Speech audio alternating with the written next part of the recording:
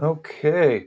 I believe we are going out live, so if you're watching, then please let us know in the comments where you're beaming in from. We've got a couple of minutes while the stream is going out and we're testing, so like I said, hopefully somebody in the background can check it and make sure that we're going. Thank you very much for tuning in. This is July 9th. Man, time flies, 2024. This is the Tattoo Weekly, Season 3, Episode 3. We're getting a little loosey-goosey with it, but last episode, actually it was last week, we had Corey Ferguson on from Canada. It was awesome, so you should definitely check that out. And we have a special guest, Amy Nicholls from the Apprenticeship Diaries, waiting to come on. So I'll go through our reinventing intro, let you know what we're doing with the Reinventing Network. Then I'll bring on Fawn, the co-host for the Tattoo Weekly. I think we'll chat about the New Mexico APT convention that's coming up this weekend briefly, and then we'll interview Amy. So yeah, let us know that if this is working. Tag a friend in the comments, if you will. And let me get the introduction started officially here. Welcome to Guy Aitchison's Reinventing the Tattoo Network, where tattooers, apprentices, collectors, and the curious are all encouraged to join into these live streams, to watch the replays, to catch up with us at real-world events like in New Mexico or Paradise or Hell City, to ultimately just to share with each other, to inspire each other, and ultimately create better tattoos and art together. We're beaming out 4 or 5 days a week, and with your help, are evolving into a network of amazing live and on-demand tattoo and art shows. You could find Reinventing the Tattoo in the following fine places. Or in the pick your devil, either poison, right? You could either the evil corporations, Apple or Google, have an app store, and you could download the Reinventing the Tattoo app, a beacon of light in the corporate sludge. YouTube also has an amazing Reinventing the Tattoo channel. You might be watching on it right now. If you have Roku and you're watching on your TV, then you could download the Reinventing the Tattoo channel. There's 12 to 15 of these shows going on at any given time. It's crazy. There's also Drunk Critique while it lasts, so it's pretty funny. There's like an 8-hour Drunk Critique on there. There's a whole Drunk Critique channel, I think. Anyway, find the podcasts. All these live streams go out as podcasts. Check Reinventing the Tattoo in the Apple, Spotify, or any of those major directories. You can always find the latest and greatest at reinventingthetattoo.com. And there's a free newsletter there that you could join if you're a tattooer. You let us know what your goals are. And then Guy's written up and made some videos and has something to say about all the different goals and to point you on your way. Let's see. Yesterday, so other shows on 9 o'clock in the morning every Monday. This is Eastern. James Wisdom streams Drawing for Tattooers. And then at noon on Mondays, Eastern, Jason Leeser hosts Skill Building Mondays. Yesterday, Gunnar was on. It was yesterday, yeah. And so check that out. Do search for Skill Building Mondays and Gunnar. It was an awesome interview. Actually, if this is a replay and I remember, I'll click the buttons to attach them. And yes, this is Tuesdays at 11. Mondays nights at 9 p.m. is the Reinventing the Tattoo subscribers. So if you're a tattooer, then you should hop on the Monday classes, join Evolution, and every Monday, artists of just like you get together and do exercises with Sandy and other Reinventing the Tattoo members. Tuesdays, 11 a.m., we're going to continue to do this live stream, the Tattoo Weekly. You can check out all of the other scheduling and whatnot at reinventingthetattoo.com. I would like to just plug the Paradise Tattoo Gathering real quick. Well, I guess you can just look below and you'll see the dates. TattooGathering.com. We'll talk about it enough. I don't need to plug it too much. Please, positive reviews on the channels, constructive criticisms and ideas, or if you want to host a reinventing event live at your spot, email management at reinventingthetattoo.com. Whew. How goes it, Fawn? Hey, we have viewers. Good. People are watching. Good. So while you were doing the intro, and this is the Tattoo Weekly. So one of the cool things that's been going on this week is, did you see that Guy is working on James? I did. Yeah, it was awesome. Yeah, I was really stoked. I saw the marker drawing. I'm like, that ponytail looks familiar. Sure enough, it was James. Oh yeah, Uh, no, I was. Well, I almost texted him, "Have a good show" yesterday morning, and then I was like, "Wait a minute, I'm pretty sure he wasn't going to do a show. I can't, you know." I kind of remember. Well, I remembered when he hit me up and he showed me the pictures, and mhm. yeah, it looks sick. Although there was a spot that looked a little naked on his hand. No, I'm just saying. Yeah, I was looking at the progress pictures last night. I don't know if I saw all of them, but it looked like they got a pretty wonderful start. You Um, know, I just love guys like mind tree kind of shapes, and it's just like it's like a classic guy motif, if you will.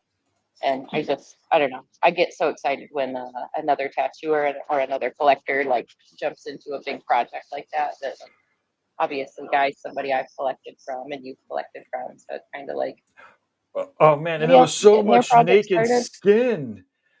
Hmm. It was One little cup like at the top. yeah, which was not a thing, right? Like it's not even a snack for a guy, you know.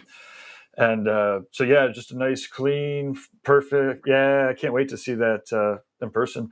And Guy is so efficient, right? I guess I was in one of the coach. I was in two coaching calls. I was doing the tech for two coaching calls at the same time yesterday. I wasn't really doing tech but main point is I was monitoring for problems on two calls, and we Guy actually beamed into one of them, so he was doing some Q&A over uh, selling prints and whatnot. And Nice. it was pretty awesome to hear his insights. One thing I almost mentioned, but it wasn't my call, that you know the last set that a flash that Guy did with Eddie. In part, that's because whatever 25 years ago, Guy was of the mentality, I'm going to be doing flash, I'm going to be making prints, I'm going to do collaborations with people. And so he's been so consistent with that, doing that output for so long, that it's amazing that 25 years later he could be re-collaborating with people, and it's rehistoric. Yeah, I was really stoked about it. And like seeing the old pictures of Guy and Eddie working together when they were young, they looked Mm-hmm. like just such young little tatter tots. uh, you And know uh, to see them like come together as they both continued to, like they were clearly just starting out in those days, if you will, and then to see where both of them have come and they can still come together and still work collaboratively and beautifully together. I love seeing them. it's tattooing is such an intense slice of life, right? That the friendships are either going to be really awesome for a really long time, or they're not going to be very awesome for very long. But Mm-hmm. again, the beauty of it is, right, with a right like minds, you can keep just pushing. So speaking of tattooers and whatnot, you're headed to the tattoo convention this weekend. The APT's doing their Yes.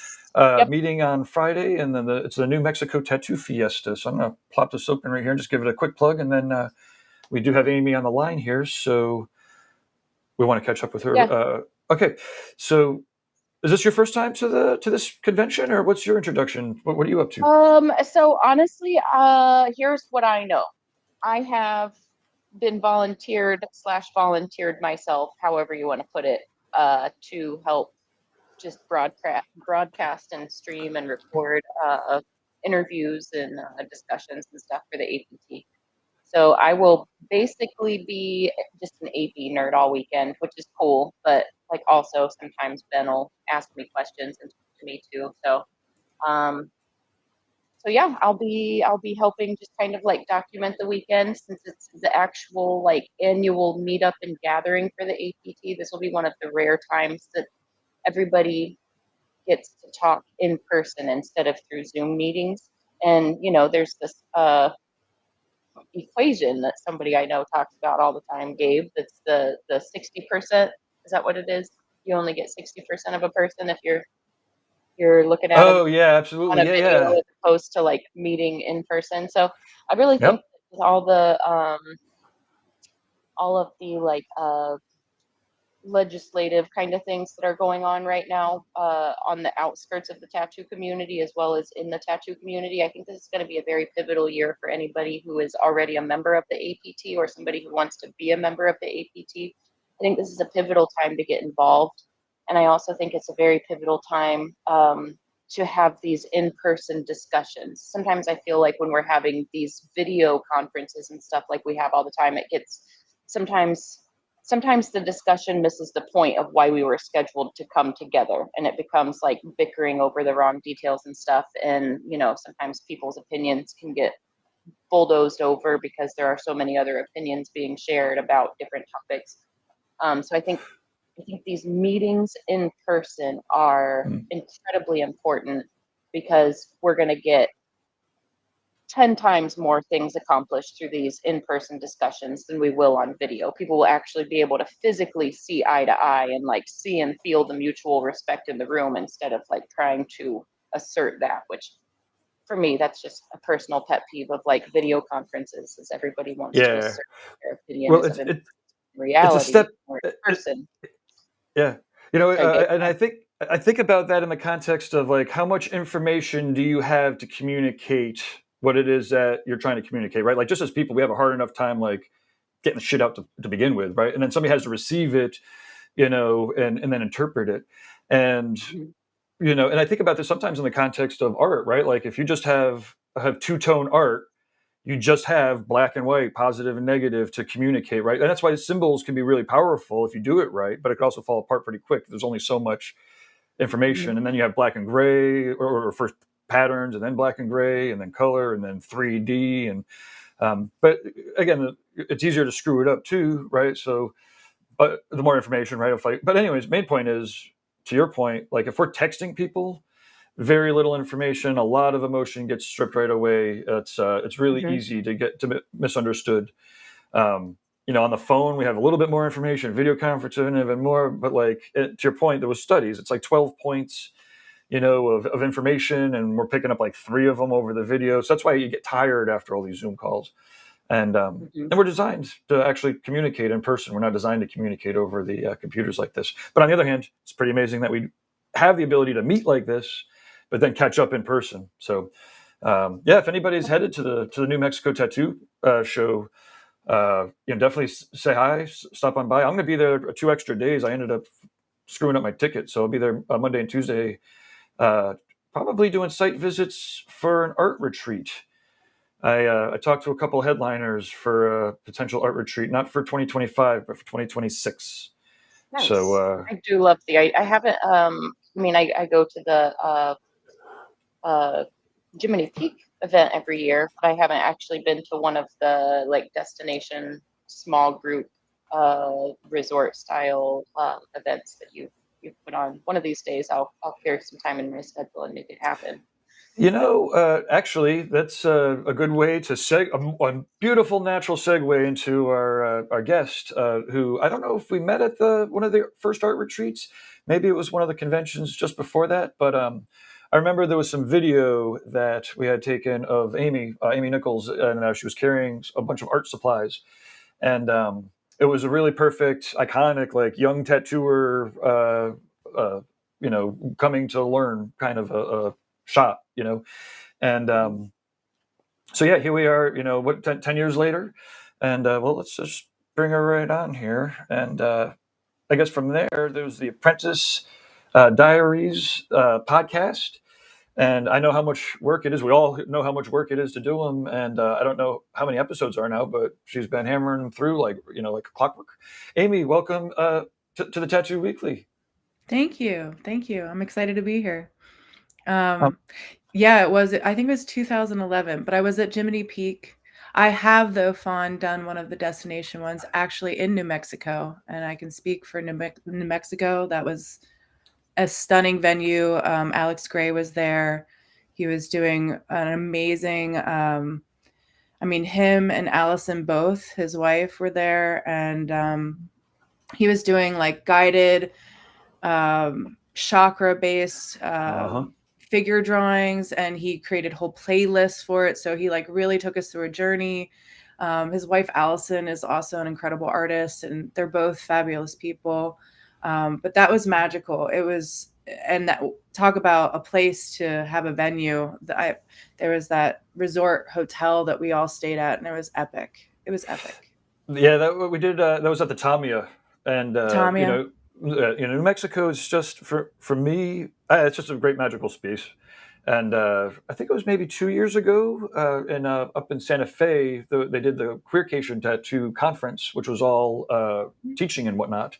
So I've been able to get back there, but I, never again. I'm excited to go this weekend, and the to the art retreat. It's crazy when all of the tattooers don't have the stress of making clients bleed, and different agendas, and and the hustle of like trying to make the money back at the tattoo convention. There's a vibe of it's one of the few times where I'm a pretty scientific kind of a guy, and I'm like, there's a vibe, there's an energy that's in the air that is not normal. Like, there'll be a creative energy of 100 people painting at once, and yeah, that was nuts. Who else was there? Ted Czar was there, Gabe Leonard.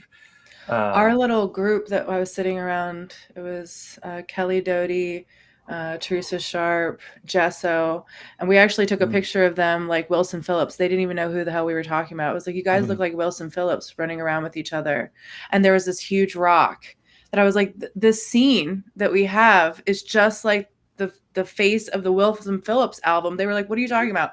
And we showed them. You're like, just tell me to hold on for one more day. I was just like, tell I me know to I'm hold on. old. That's all I need.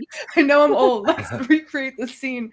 So we got like an album cover of all three of them. And then Craig Driscoll was there. He was pointing out Teresa Sharp to me, and he was like, how old are you, Amy? And I was like, I think I was like 29 at the time or something. He was like, well, you better get on it.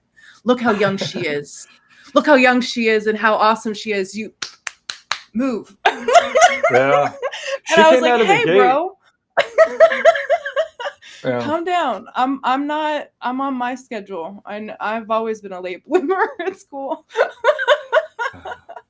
But he was fun. Everybody was really fun. And that's what, like you said, the magic of just actually being able to sit with other artists and create with other artists. There is a magic in the air, something, an energy of just mutual investment. You're all there to do the same thing. And that's rare in life, and there wasn't, there were people imbibing in certain, now medicinal marijuana, but like there was different things going on in there, but I don't think you even needed that. Like usually you need those kind of cohesive mental controls in order to bring people into the same space, but the art did it. The art was enough. Really cool. One of my favorite like experience in the art retreats, right? So these are the Paradise Art Retreats. Sometimes it's hard for me to keep them all straight in my head, but because we're talking about an event that's 4 days where it's probably 95% tattooers, and then 5%, and then like 4% professional illustrators, and then 1% apprentice type, just drawers that are interested. But it's mostly tattooers. But there's no tattooing, so it's all art, all different various forms of original art, and it's 4 days. And so for the first day, and especially the first year, everyone showed up and they're like, "What the fuck are we doing?" And it was like, well, I think we're setting up spots, and everyone can set up their easels or their sculptures or whatever it is that they're doing. And then we have some classes. And they're like, oh, okay. And then after the class, they're like, what do we do now? And we're like, I think we just hang out and then come back tomorrow, right? And then the next day, we took some figure drawing classes in the morning, and we had figure models. And then everyone started to paint in the afternoon. And this is what I was saying. By the third day, everyone's like, oh, like instead, it was really, most people are painting 3 o'clock in the morning by themselves at their leisure, right? Or they're dorking out, obsessively, in the morning or, in the afternoons, whenever they can. But it's very rarely are they painting alongside dozens and dozens, if not 100 other artists at the same time. So by day 3, everyone's like, inspired, they're learning, they're comfortable, they're painting. And yeah, it's exciting to do those again. So. Yeah, and actually, obviously inspired by Hell City. There's tons of. This painting, I did at one of them. That was one of the ones that I did at the very first in Jiminy Peak. This one right here. It's 6 little paintings, but I painted that at one of them. I actually, the whole weekend, I did like the one that were, the first introduction of me at the events, carrying all my art gear and the video. That was that that time, and I had the whole weekend I just painted, and I think I like killed like 4 or 5 paintings. They were smaller, but I made 4 paintings, so it's very concentrated. Yeah, and people are just, I mean, you're just so inspired. You get into it. You know, what's funny is a lot of times, especially if I drive into a show, I always have at least one of my paint kits with me, if not my oil and watercolor, at least my oil. So it's not, I'm not saying I do it at every show that I work at, but it's not uncommon to see me like melt down or like sitting on the floor in the corner of the True Tattoo Supply booth, just like noodling away at some of my little paintings. Hmm. I think Gabe kind of touched on it earlier, the like hustle and bustle of being at shows and that pressure to like make your money back, please your client, do all the social things, stay up late, all of that. I think a lot of times tattooers forget that they can, like, even though we're professional, established, working tattooers, you can still just attend a show. And I think that's something that a lot of people forget is you can just take a weekend off, go hang with your homies. Like you don't have to spend $1,000 on the booth and the 200 for health department or whatever. Like you can just show up and spend $100 for you and your partner to have a good weekend together, and then you can hang out and you can sit at the hotel bar and paint, or you can, there's always places to sit and chill where nobody would look at you like it was crazy to just sit and make art.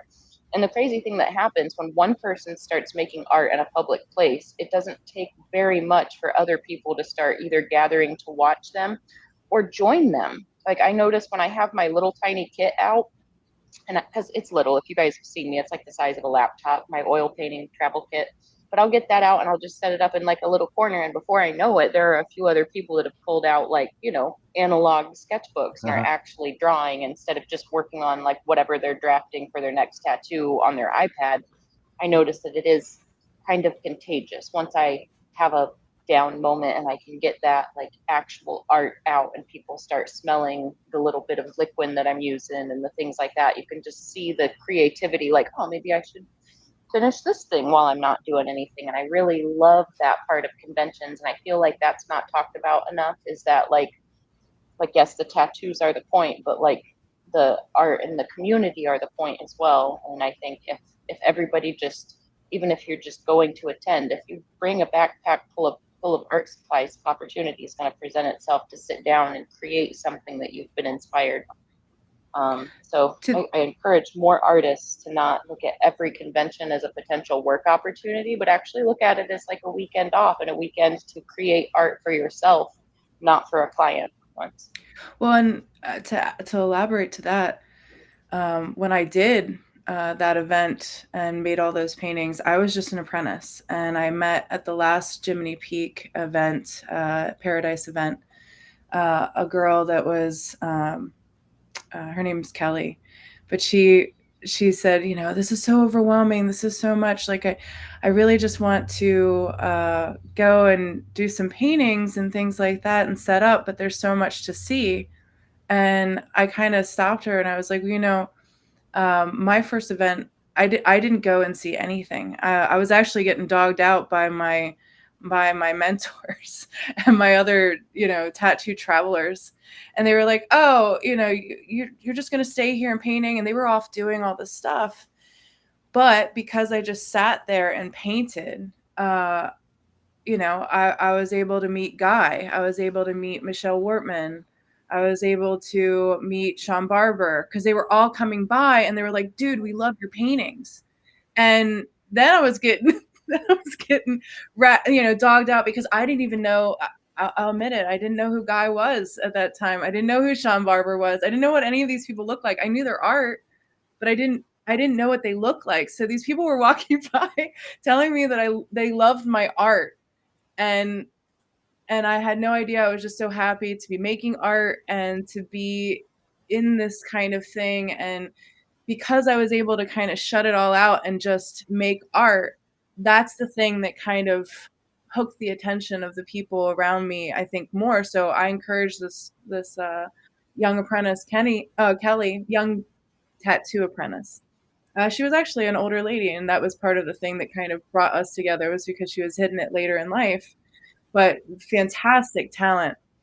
I said, you should set up and do some art because I think that you'd actually you'd have people draw into you, like you were saying, Fawn. Like, it's amazing what focus people, spend on you when you just kind of get into it. They're like, oh my god, this is TikTok videos like in real time, but I'm able to watch it like happening in front of me, and you're like, yeah, man, like It's it's a all novel idea to watch art happen in analog. It can still be like that's right. a real thing.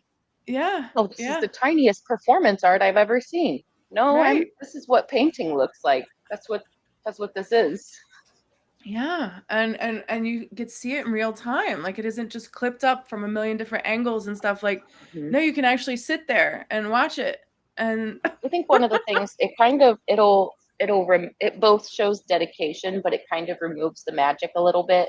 Is like when you sit and let's use Chris Dingwell for example. Like I could sit and watch Chris Dingwell paint because he'll be working on this huge piece, like a large painting, and then he'll hyper fixate on one blueberry or like a bundle of three blueberries for like 4 hours. And it's like, well, those clearly look like blueberries, and you watch them, and it's like those look even more like blueberries, and you watch them a little longer and it's like those look even more like blueberries.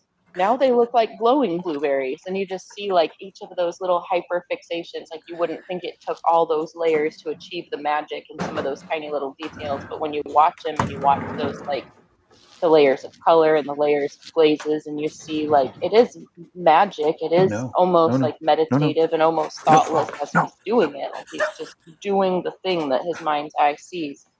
But it takes the magic away. It's like, oh, the magic is the dedication. Like there's no tricks there. He's just, I mean, the trick is the time and dedication. And I love watching things like that happen in real life because it's like the perfect reminder that if you're given the right tools and an unlimited amount of time, you can achieve anything. Like as a painter, as a sculptor, as an artist, if you're given the right tools and unlimited time, you can figure anything out and you can achieve anything you want. And I love being reminded by other artists how possible that is. Things look trippy, crazy, beyond believable, but what is the magic that makes that happen? Just the act of actually doing it. There's not really a shortcut for it. Like you can't duplicate pattern in real life like you can with, Photoshop. You can't just emulate. You can't take this 2 inches and say autofill but make it random. You can't do that. You actually have to, you get that 2 inches, you then have to continually do that through the whole thing. So there's like this living, breathing evolution of a painting in real life. And I love seeing it in person. I could sit and watch tattooers tattoo all day, just as entertained and amazed and mystified as what I before I even tattooed. So I love watching it with paintings though, because those are the heirlooms that we get to see handed down and passed on. And I really love watching people make. I like calling it analog art, but any art where you actually get your hands dirty, I just love watching it happen. well, and there's getting back to like learning, and you're going to these events to learn and all of that. I honestly recently have had a hard time putting on those blinders to everything and just kind of, find it's amazing because you have the paints, they're all there. You can make the time, and as soon as you make the time or you sit down to do it, time doesn't even exist anymore. You just are doing it, and it's Mhm. awesome. And lately, I don't know, as an older person, or it's just I have, what did Ron Swanson say? Don't half-ass anything, whole-ass everything.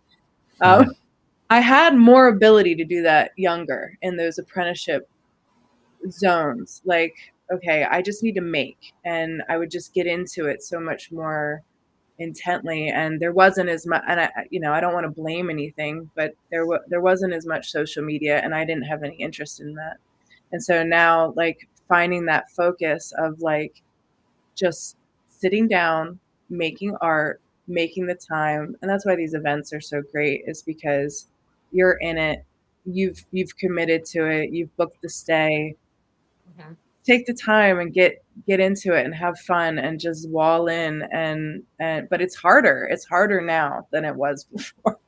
The nice thing, like what you're saying, the nice thing is when you do these events and you take your art supplies and you force yourself to sit down and work with other artists, that inevitably ignites a spark that keeps Mhm. smoldering even after you get home. And like it might take a few weeks or a few months for that spark to like dwindle down, but like usually after I do a show where like I'm really around a lot of artists that I look up to or I'm seeing a lot of rad things go on, I'll be inspired that weekend, and then that just kind of lasts for the next few months. And then by the time I go to another show, it's like that rejuvenates that inspiration and that drive. Like, I like to say all the time that like I still feel like I'm entry level at everything that I'm doing because I'm constantly leveling up. So whatever the thing that I'm working on, I always still feel entry level, and I always still feel like there's more tricks that I can learn and more things. So when I have the opportunity to look over somebody's shoulder who is much more advanced than me at something I want to learn, that's like the magic that's been sprinkled in my life. It's like, oh, those are the tricks that I need to use next. And then that kind of like ignites the like wanting to master those little tricks that I saw, or like whatever the technique is that I want to try to like steal and incorporate into my own work, or Yeah. something that I've been trying to figure out myself, and then I see them do it and it's like, that was so simple. That's what I should have been doing all along. I've been making this so much harder than I needed to. Um, but those little like gems are what kind of keep me working forward and trying to figure out the next thing. So, Oh so for yeah. me, I think it's almost like a dose of medication to get up and out and get to educational events, like Oh the yeah. social reasons, of course, too. But like I just love that, like the energy exchange and the information exchange, and it just makes me hungry for months after one of these events. Yeah. Well, and if you're looking to teach somebody to tattoo too, I mean, like you said, when you see somebody do it simply, I think mastery of something is not only when you can do it, but when you can tell somebody else how to do it or emulate that to somebody else. You know, Mm-hmm. you might, through your own experimentation, that's been my story and a lot of it, find your way of doing it. But then, but then when you're like next to another person, they do it differently, like, oh, why did I do it like that? Like, and then, then it becomes so much easier to give to another person. That's one of the Mm-hmm. experiences I had in trying to teach people, tattooing or any kind of thing, is that like I know how I do it. I I know it because I do it.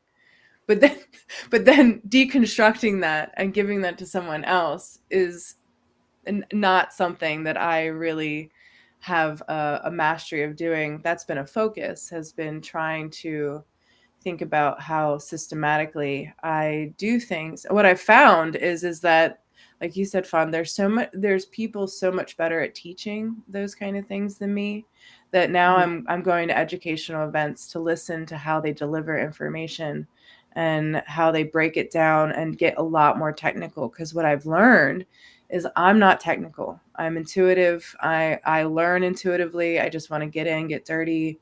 And for people like that, where I can just be like, here's things, play with them.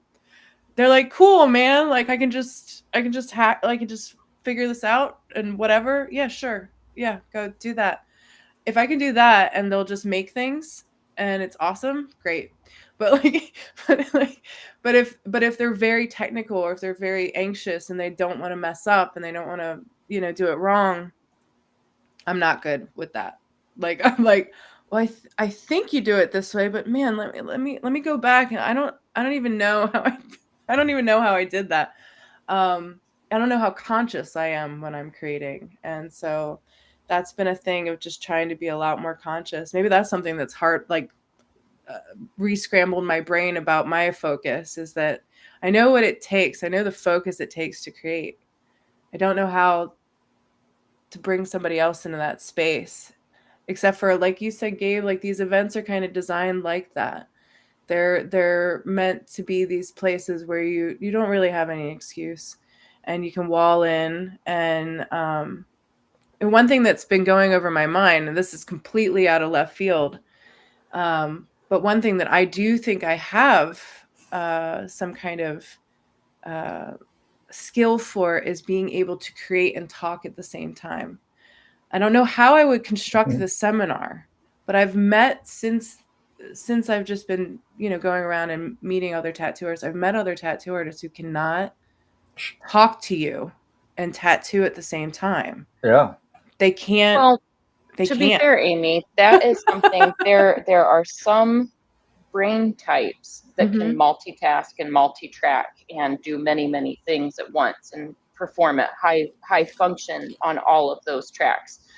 We might want to call that ADHD. I don't know. But then we've got people who have one dedicated track of their mind. Like even too much music might distract them from what they're doing, or the wrong kind of music, because their brain needs 100% focus into what they're doing. In my opinion, that's the kind of person that, like, if they want to teach, they should film their setup and then talk, or like film their process and then talk over it. That I Mm-hmm. think would be the solution to the kind of person who is an excellent tattooer. But if they start talking too much or they're explaining too much, that's going to take away from the actual quality of the tattoo. So I think that's something that a lot of people need to consider, is just record what you're doing. I've actually been looking for like the appropriate first person view camera that I can wear. I've really been like chomping at those Ray-Ban glasses that are only compatible with Facebook right now. As soon as those are like an open platform and I can stream to anything with them, you better believe I'm going to put those suckers on and I'm going to be like, so right now I'm mixing this color with this color. And then when I come back to the skin, it's going to blend with the colors that I already have here. Now watch. And when I have that capability to have the first person view where I can literally tell you, like, okay, so I'm turning the 5 mag at this degree because it works like this, as I do this, this, and this to make this texture. Like, I think I could do that because, yeah, Amy, we're both very long-winded by nature. We can talk and talk and talk and Oh talk and yeah. talk Well, and no, I mean, continue doing what we're that's doing. that's for education. I'm just talking about being able to talk to your client, like being able to engage in a conversation with your client about BS, about like, how was your Oh, day? Like, and like, well, like have, and I wouldn't do it with tattooing. If I taught this, it would be, let's paint together. Let's paint together and let's have a conversation while we're painting. You're not allowed to stop painting. I don't care what you create. You're not keep your allowed hand moving. to stop That painting would actually, because it's I like a thought you were stretch. talking educational. That would be a Yeah. great exercise, though, Yeah. to like, I don't know. I do think a lot of you, and I think you and I agree on this, but a lot of the tattoo experience, or a lot of the tattoo isn't just the tattoo itself, but it's the Mhm. experience. So Yeah. like that connection I build with my clients, that's all through conversation. Mhm. The care that I can give to them, that's mostly words. Mhm. I have one coworker, and he is a fantastic tattooer, and he is incredibly technical, and his work is impeccable. And like, to talk to him on a social basis, he's totally fine. But with his clients, I listen to him and I just crack up all the time, because they'll ask him the most simple question, and he's like, I I'm not even thinking about that right now. Why would you ask that? It's like, they're just making conversation. They're not Yeah, trying like, to like be nosy and pop quiz you or anything. They're just like, hey man, we've been stuck in the same cubicle for the last eight yeah. hours. What's life like? Yeah. So it's It's funny that totally a like thing. Well, and it was, some you know, artists are social butterflies by nature and some are just introverts and can't, like, well, it's almost like the social part of it is almost like a whole nother art for them. you say that though, but I don't know how much of a nature thing it was for me, because I grew up in a hair salon environment.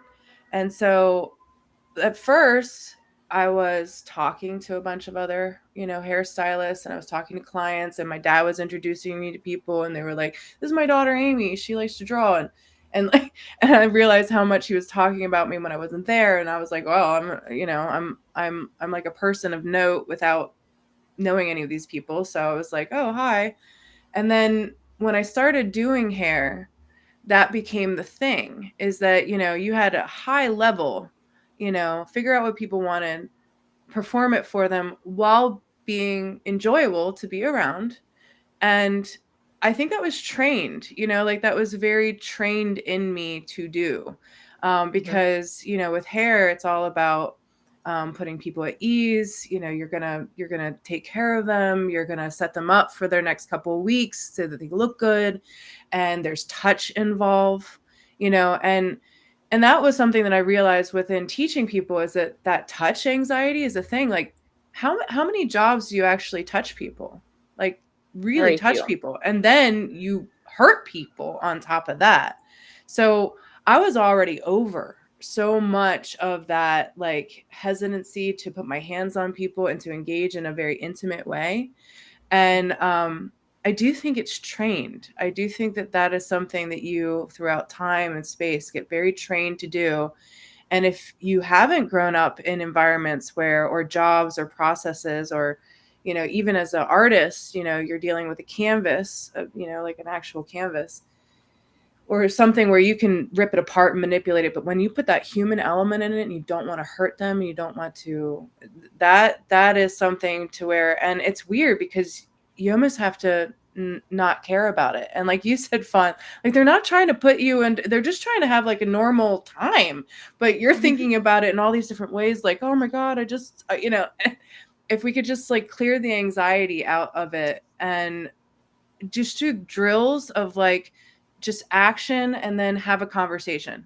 Action, conversation. Like, we already know how to paint, like, we already know how to draw, like, just but try to tax it beyond this. I think it would be really fun. I think people would laugh a lot. Because they'd be like, why can't I do this? I saw Jason Leeser is on here with us, and I know that he's one of them. He's like, dude, I can't have a conversation and paint at the same time. And I know it's him, and I appreciate it. And I don't even want to, like, it would only be something if you wanted to tax those skills, because everybody has their rhythm when they're tattooing. Everybody has their thing. I put on my playlist. My clients know I do it this way. Fine. I'm not there to tell people what to do. I'm just saying that if you really wanted to learn how to have a conversation with a client, let's start with all of us as artists in a circle, not tattooing, just painting or something like that, and having conversation with each other while we're doing it. Because I think that I know it's one of the things that my clients like about me. I know it's something that they have noted, particularly about the experience they have. And I'm sure, Fawn, you're the same way, that like, we can just sit there and we can just have a great time. It's all loosey-goosey. It's easier. It's distracting sometimes because, as you said, I'm long-winded. I can talk at people, but like, it's like listening to a podcast then, and they're engaged because it was something that was brought up in that moment.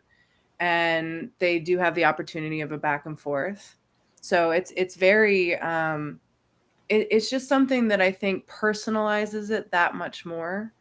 And and that's the thing, is that like, whenever I'm like, oh, is the music okay? They're like, it's whatever you need, man. Like, they're so like, whatever you need. I'm like, no, I mean, I'm not even listening to it. It's almost funny when you get a client that's like too agreeable. It's like, no, like, I'm equally agreeable with everything, man. Like, what do you prefer? Like, I'm sure I have a playlist to fit your taste. Like, tell me. No, I'll sit any way you want. I'll sit upside down in a pretzel if it makes life easier. And I'll be like, what makes life easiest is if you are comfortable.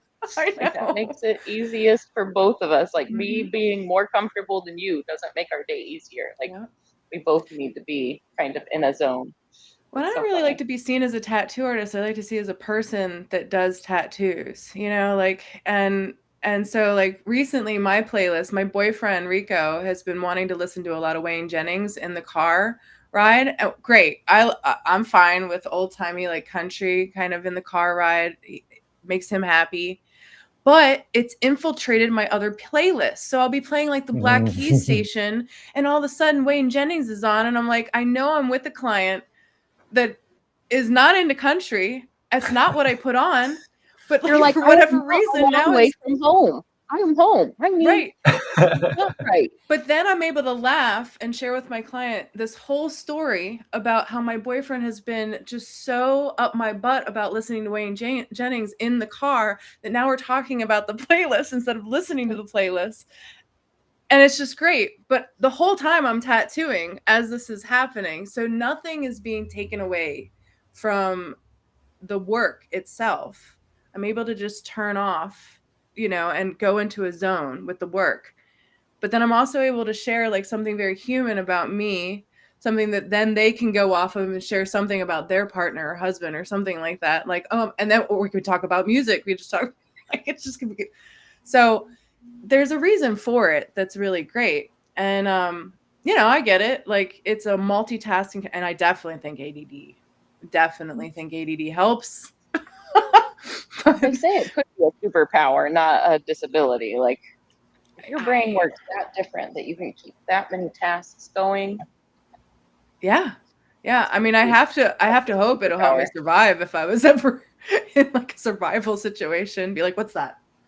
And like, I'm like able to go into another space. But I think that would be a fun drill. I was just thinking about it, Gabe, and I was like, maybe we could do this, but I haven't formulated anything yet.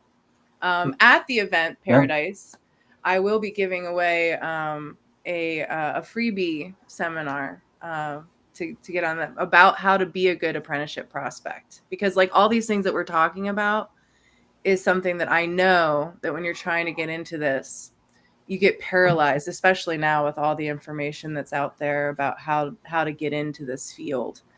And my whole talk will be about how to be a very awesome apprenticeship prospect and how to kind of cut out all the rest. Amy, I think the thing is you should just do the easiest rep every time. You should just sign up for a 3-week tattoo school from somebody who doesn't do artistic tattoos and doesn't understand balance, flow, form, function. Like I think you should just do it the easiest, fastest way. Oh yeah. Because quality doesn't matter, right? They're tiny, they can be trash. You don't really have to make it look nice. It's tiny. Right? It doesn't have to last. Yeah. Well, and I'm being sarcastic. That is not the way to do it. Don't go to tattoo schools and learn from people that aren't vetted in the industry. Just like when you're choosing a college, you want to pick the most accredited university in what you're going to school for. You want to choose the best program that you can afford to put your time into. And I think it's incredibly important to find the right avenue for your apprenticeship. And it's not easy. And everybody thinks it's going to be easy. And everybody thinks they're just going to walk into a shop and they're going to say, you've got the best portfolio I've ever seen. Let me teach you everything I know for free, even. And you don't have to do any hard work. You just got to show up if you feel like it, and you'll be making $200,000 a year by next month. Well, the remarkable thing is the art. That's the first thing, like that's the first thing that I think a lot of people skip is just like, how much do you draw, man? Like, draw. Like, I know it's hard. I know it's hard to think I'm not doing enough. I think it's hard, especially nowadays. Like I said, putting those blinders on when social media is going all around and you have all these people doing really cool stuff and you're seeing it. But it's kind of like when you start a business, I think a lot of people run out and they just get all the stationery, like, and they focus on like the look of it instead of like the substance and how to, create the plan and what you're actually doing and the actual work. You got to do the work first, and then you have to think about how to showcase it. But like you said, Fawn, like I do think that people skip a lot of steps. And one of the biggest thing now is that the social media is very important, and what you show and what you don't show. And, no tattoo artist that you come to ask for wants to hear that you've tattooed before them. If you have, just don't tell them. Don't tell them. Like if you have in a shop and, like that didn't work out, maybe share with them and be like, listen, I mean, that was my experience. I had 2 tattoo apprenticeships.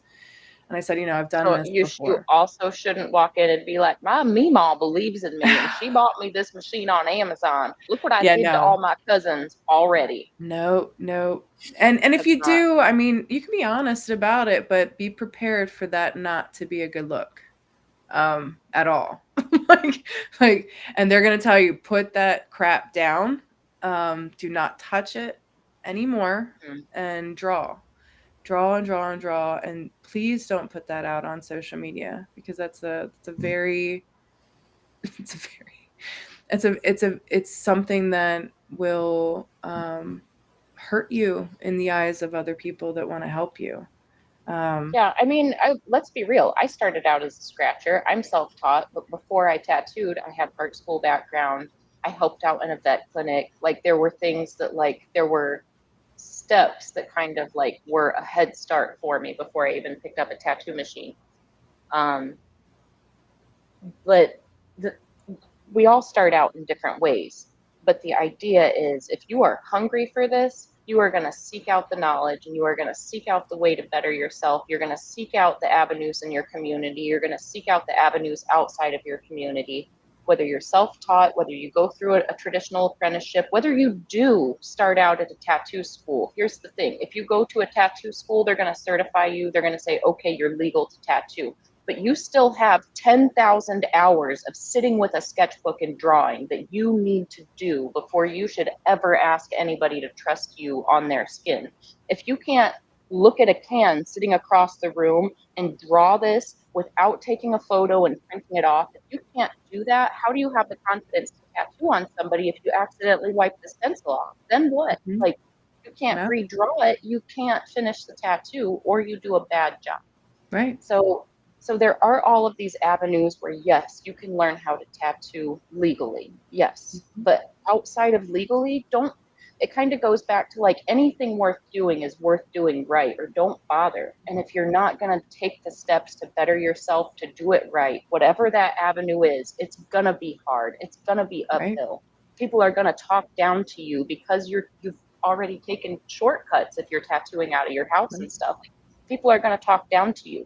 And you deserve it because you need to better yourself. They're going to talk down until you level up. Once you level up, then you can stand on your own 2 feet and call yourself a tattoo artist. But just because you've got a machine, you took a few tests online, you took a little course from somebody that may or may not really know anything about art. They know how to legally and cleanly put a tattoo in the skin, but do you want to make a trashy mark even though it was legal, or do you want to make a good quality, beautiful piece of artwork that's going to last forever, that's going to stay beautiful? Which do you want to do? Do you want to be that person that I went to this guy and I paid him $40 and he did this thing on me. It's supposed to be this, this, and this. Or do you want to be the person that somebody walks in and they hand you several $100s or several $1,000s and you give them a mark that they are proud of for the rest of their life? And they're proud to say, I saved to get a tattoo from this person. I trust this person. This is my person. Which do you want? Which business model is better? $40 fly by night, make your money, shut down your shop in a year, nobody can find you again because you didn't take it seriously to begin with? Or dedicated, working on your craft, becoming better at your craft day after day and week after week, year after year. When we say things about doing apprenticeships and doing things the right way, it's not out of uppityness. I wish I would have had a quality apprenticeship. The first 4 years of my career could have been condensed into 6 months if I had the right mentor. And that's why it's important that all of this shared your story upstream by myself, when with the right mentor, it could have been so much more of a breeze. You bring up a good point because I do have a hair background too, and there is a difference, and I've seen it between an apprenticeship in hair, which we're in a really interesting phase of development right now with tattooing. As you mentioned, there's these tattoo schools that are coming out. There's different ways of educating. Then there's apprenticeship, and then you mentioned the APT, which is an alliance for professional tattooers.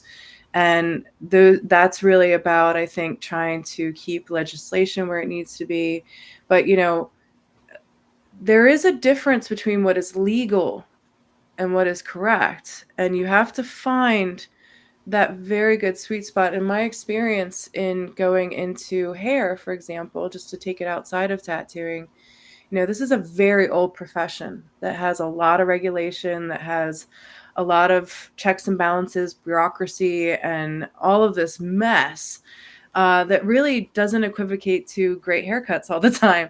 And, these people go and they spend thousands of dollars to go to a hair school that is accredited, but they'll come out insecure, not knowing how to do certain things, having fully passed their tests, having no social skills that could really give them that kind of in-depth knowledge. And it was incredible to me to meet people who had come out of the school setting completely accredited, ready to cut hair, and they struggled so hard because they didn't have that feel of a hair salon. They didn't have that feel of talking with clients. I had grown up with that my whole life. So I had kind of like a hair school in-depth apprenticeship in that my whole life, multifaceted, from like the counter back to like actually doing it, being a shampoo tech. That's what you get when you're in an apprentice. They'll put you on the front end. They'll make you manage other tattoo artist schedules. You'll get to see other tattoo artist setups. You'll get to talk with their clients. You'll get to, like, that is an education you will not get if you go into a school setting. You will not get it, and you will be paying a lot of money to just get in there and tattoo. But then it will not give you all this other stuff that if you just take your time and you just put yourself under somebody that can show you and it sucks because you want so much so quickly, but it will condense the time. It will actually, because then you'll have somebody that'll guide you. What machine should you buy? What what ink should you invest in?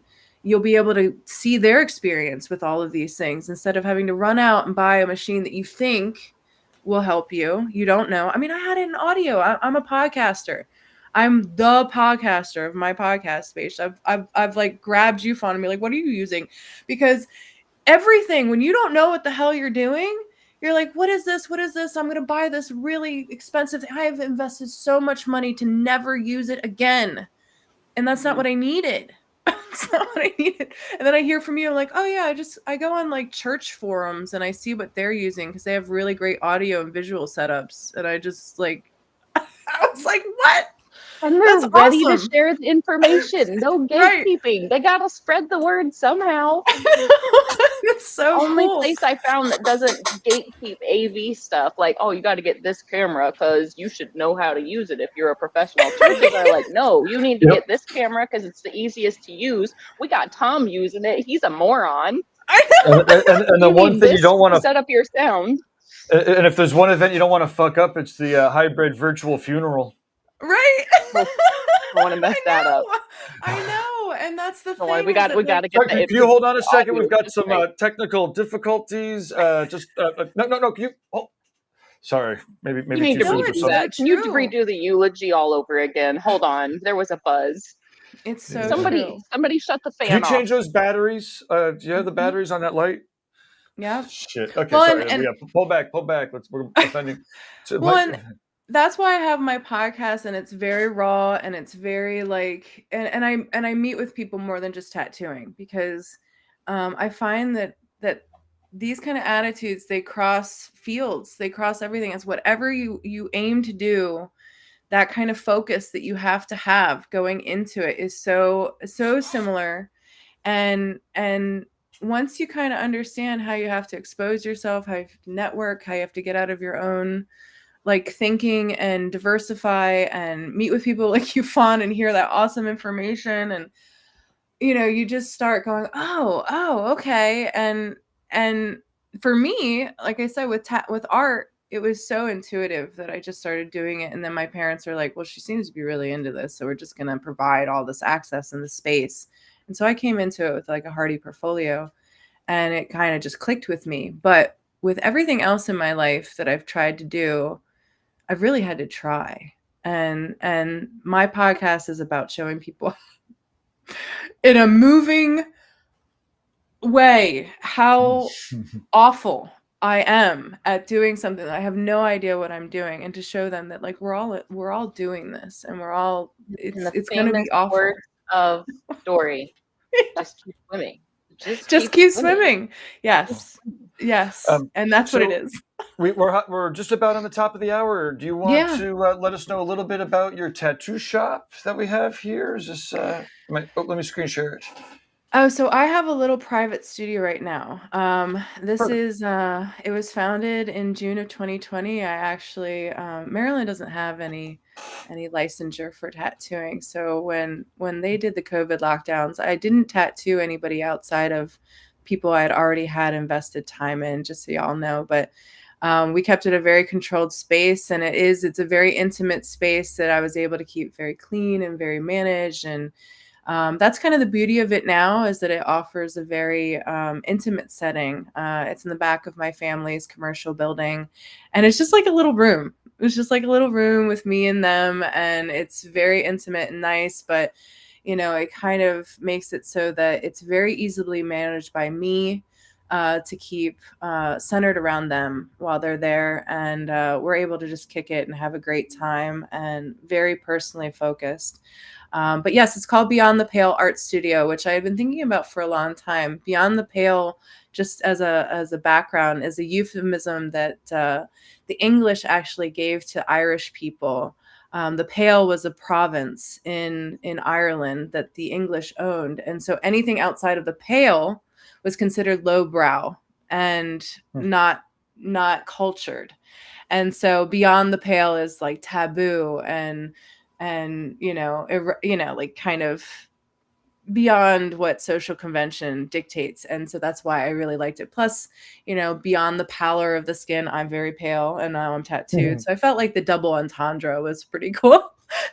Like, and also like all of this, what everything is very white in my studio, which I think is anti-tattoo culture too, which is like mostly black.